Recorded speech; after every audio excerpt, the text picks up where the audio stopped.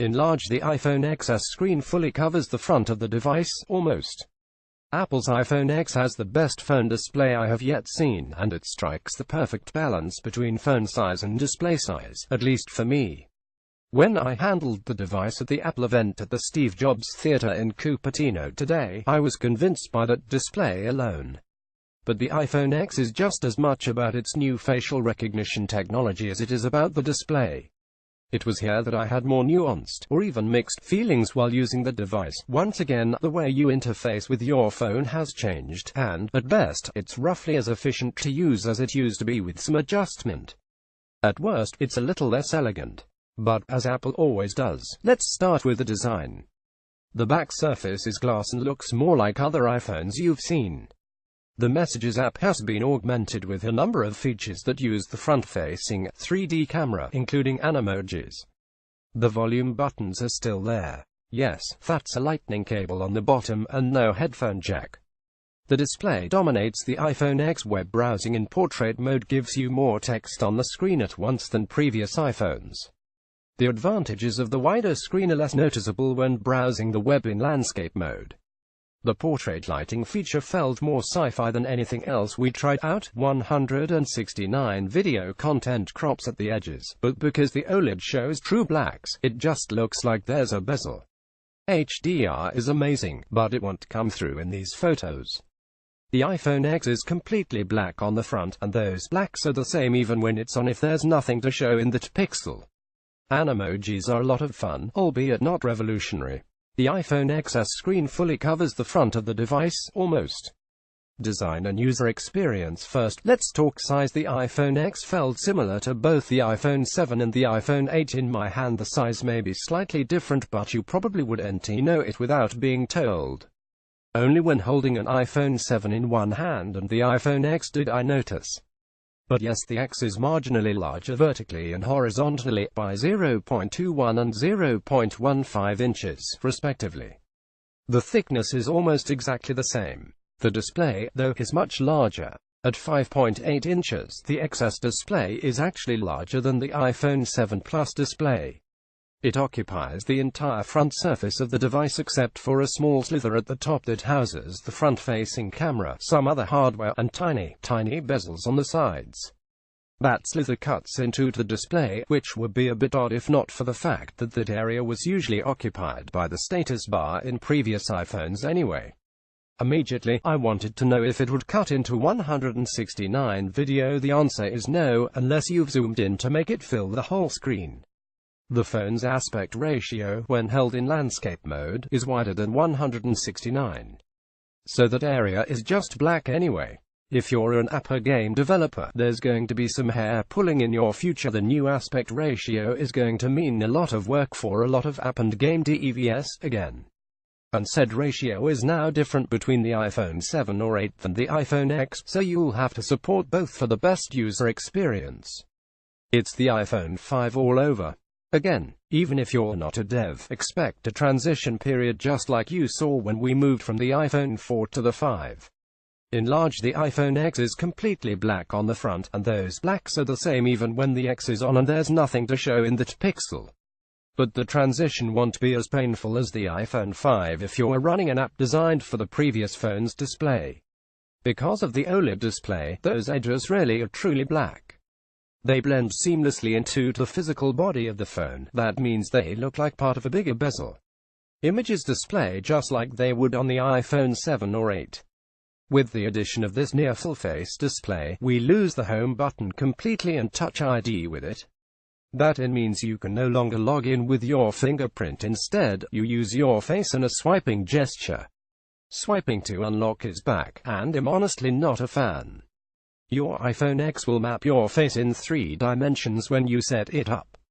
After that, you start up the phone and get to your home screen by simply looking at the front-facing camera and swiping up on the display from the bottom of the device. To revert to the home screen from an app, you use the same gesture from inside the app.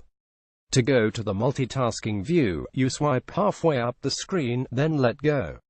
I found the multitasking gesture to be a bit frustrating at first. There was no clear indication as to how far I needed to go or when I could stop. I'm sure it adapt eventually, but it wasn't intuitive, and you usually expect something more intuitive from Apple. The multitasking view looks similar to the existing one, with a series of cards descending in space horizontally across the screen. Whereas in iOS 10 on the iPhone 7 you swipe up on a card to close the app, the iPhone X running iOS 11 requires you to hold your finger down on the card so red indicators appear on all the cards. For that I tapped them out. The multitasking view works like it did some iOS versions ago, with a red minus sign in the corner. In general, I'm not a fan of anything that requires me to hold down my finger for a while to gain a basic function. I'm not glad that's back. Other home button functions have been moved around. For example, the Apple rep said that you can take a screenshot by holding the power button and the volume button simultaneously. Previously, it was the power button and the home button. Page 2. Unfortunately, I wasn't able to test this directly, only see it done.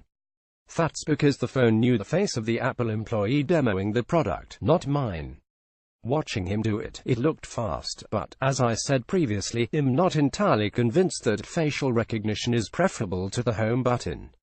Apple claims facial recognition will be substantially more secure, though. The Touch ID was probably secure enough for most people, but those working in certain fields may find the new functionality to be a positive development. The applications of this tech that the majority of people will enjoy are mostly related to photos. New filters can map 60D masks onto your face in selfies. In one of them, you can run your hand in front of your face to change masks or faces rapidly. The filter is clever, I thought, but it just felt like an extra dimension, pun not intended, on the already popular Snapchat filters in use. I was struck by the portrait lighting feature, though.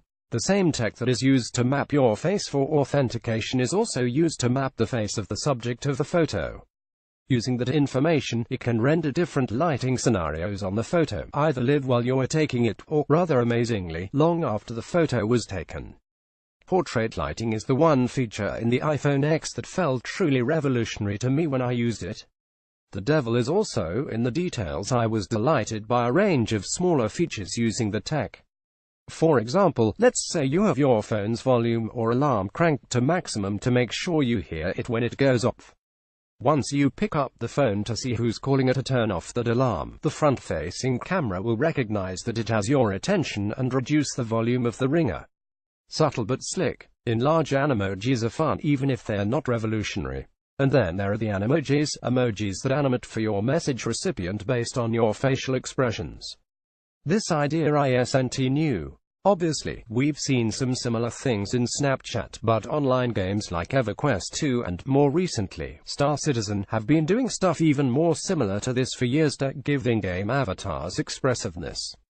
Despite the new 3D face mapping tech, the animojis don't seem more sophisticated than what we've seen in games that use normal webcams. But that doesn't really matter. I'm going to be using them frequently, and most of my friends won't find them too annoying, I promise. I did draw the line at the voice animojis. You can record an audio clip of your voice along with the animoji, then send it through messages. The recipient will see a talking cartoon head with your voice. It's a tad creepy when you add in the voice, to be honest. But this seems like a more natural application of the tech than online games. The animojis work perfectly, and I have every expectation based on my use of them that they'll be popular. OLED more than the design of the facial recognitions. It was this display that set the iPhone X apart for me. If you're into number crunching, the display doesn't beat the Samsung Galaxy S8's resolution, either in number of pixels or pixels per inch. The iPhone XS display has a resolution of 2436 by 1125 at 458 pixels per inch. Samsung's competitor comes in at 2960 by 1440 at 571 pixels per inch. But the quality of the iPhone X display was still remarkable. As hard as it is to judge phone displays on a showroom floor, the color balance was lovely. And the blacks were completely black, even while the well-lit parts of photos and videos were bright enough to fight the overhead lighting in the room. The iPhone X shoots 4K video, but its display is not actually 4K. Do you really need 4K on a 5.8-inch screen though? Probably not.